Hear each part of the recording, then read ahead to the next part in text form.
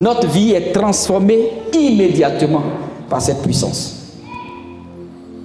Si tu n'as pas encore cette expérience, Dieu veut te l'accorder. Et pour finir, peuple de Dieu, l'occasion t'est donnée ce matin. Quel que soit ce que tu vis, ta vie ne doit pas être régulée par les événements qui t'arrivent. Ta vie ne doit pas être régulée par des situations qui t'arrivent. Ta vie chrétienne est une vie éternelle. On est chrétien pour tout le temps et pour l'éternité. C'est une vie qui nous permet d'entrer au ciel. C'est cela la vie chrétienne. Et donc si les événements qui nous arrivent doivent réguler notre vie chrétienne, ce n'est pas bon. Parce que les événements qui vont arriver dans la vie ne seront pas seulement de bons événements. Tu es dans un monde difficile. Mais Dieu te rend capable par son esprit. Sans l'esprit, qui sommes-nous? Qu'est-ce qu'on peut faire? Là où le méchant te guette à longueur de journée, là où les sorciers sont derrière toi, on te poursuit même la nuit. Sans l'esprit, dis-moi, qu'est-ce que tu peux devenir? Qu'est-ce que tu peux faire? Mais avec l'esprit, tu deviens invincible. C'est une puissance qui fait fuir même les démons. C'est une puissance. Quand le sorcier voit que tu es rempli de l'esprit, il prend ses clics et ses claques et puis il dévie. Ce n'est pas toutes les maisons où les sorciers viennent faire leur parade nuit, nocturne. La maison d'un oint de l'Éternel, remplie de l'Esprit de Dieu, les sorciers ne peuvent pas faire de parade sous les toits de ta maison. Tu n'as pas besoin de marabouts, tu n'as pas besoin de féticheurs, tu as besoin d'être rempli du Saint-Esprit.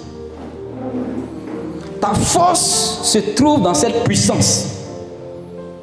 Et cette puissance est capable de te faire maintenir dans l'adversité. Recherche cette force. Tu seras heureux. Tu auras la vie. Tu vas chanter, tu vas louer comme les chrétiens de l'église primitive. On les met en prison, tu vois, ils sont en train de chanter. On met Paul et Silas en prison, l'église est réunie et prie. Et chante la louange de Dieu. Pendant que Paul et Silas sont en prison.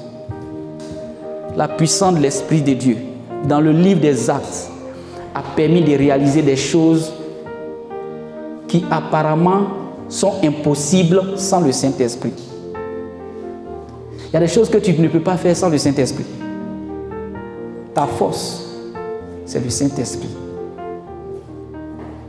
Ta force, c'est le Saint-Esprit. Ta joie, c'est le Saint-Esprit. Les circonstances ne vont jamais te rendre heureux. Mais ta joie se trouve dans le Saint-Esprit. Aime l'Esprit de Dieu. Demande l'Esprit de Dieu. La Bible dit demandez et vous recevrez, cherchez et vous trouverez, frappez et l'on vous ouvrira. Si tu as soif de ça, tu l'auras. Ce matin, nous allons prier. Si tu veux réellement avoir une vie de transformation, si tu veux réellement avoir une vie de victoire, si tu veux réellement avoir la joie de servir Dieu, c'est une joie qu'on a qui n'est pas influencée par ce qu'on voit. Parce que la Bible dit que le juste vivra par la foi. C'est une joie qu'on a qui est indescriptible. Tu ne peux pas la décrire.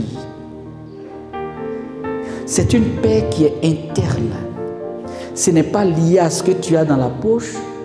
Ce n'est pas lié aux situations que tu vis. Mais c'est une paix que tu as grâce à la confiance que tu as en Dieu. La puissance du Saint-Esprit te fait vivre. Là où l'ennemi pense qu'il a fini avec toi, tu es encore en train de te réjouir parce que tu espères en Dieu.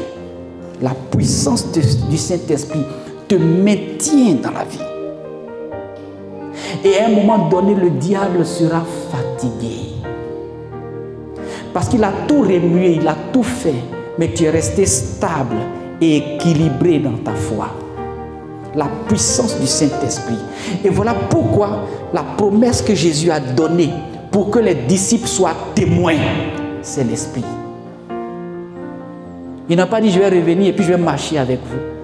Il a dit lorsque je m'en irai. Il a dit mais je vous enverrai le Saint-Esprit. Jésus savait que sans le Saint-Esprit, beaucoup allaient fuir. D'ailleurs, même quand il était avec eux, ils n'ont pas été capables de respecter leurs paroles. Quand il était encore en vie avec eux, il marchait avec eux, ils n'ont pas été capables d'être fidèles jusqu'au bout. Ce n'est pas quand il va partir au ciel. C'est pour ça qu'il a dit, mais restez ici. Ils étaient chauds pour aller déjà évangéliser. Il dit, non, non, non, non, non, non, s'il vous plaît, restez à Jérusalem. Restez là d'abord. Dieu savait, il est Dieu, il sait toutes choses. Parfois, on est pressé pour faire des choses. Parfois, l'Esprit de Dieu attend d'abord. Je vais te remplir moi-même de ma puissance. Moi-même, je vais descendre en toi et puis je vais te guider. Parce que tu es chaud là, c'est pour aller tomber après. Le Seigneur leur a dit, restez là d'abord. Tellement l'Esprit de Dieu est important dans la réussite d'une mission. Si vous voyez aujourd'hui des chrétiens, là, beaucoup n'ont pas d'esprit. Ils ne sont pas remplis du Saint-Esprit. Ils ne peuvent pas tenir dans la foi. Les gens, là, les problèmes, là, les balancent comme ça. D'autres même viennent à l'église parce qu'ils ont vu quelque chose, ou bien ils veulent quelque chose. Quand ils viennent, ils s'asseyent, ils ont l'espoir qu'ils vont prendre la chose. Mais quand ils ne touchent pas la chose, ils désertent. Beaucoup de choses se passent dans la maison de Dieu. Toi, cherche la puissance de l'Esprit de Dieu. Toi, cherche à être rempli du Saint-Esprit. Et tu vas vivre ta foi. Et tu vas voir ce que Dieu va faire. Tu ne viendras plus pour un homme, pour une femme, ou bien pour quelque chose, un intérêt. Mais tu viendras pour Jésus-Christ de Nazareth.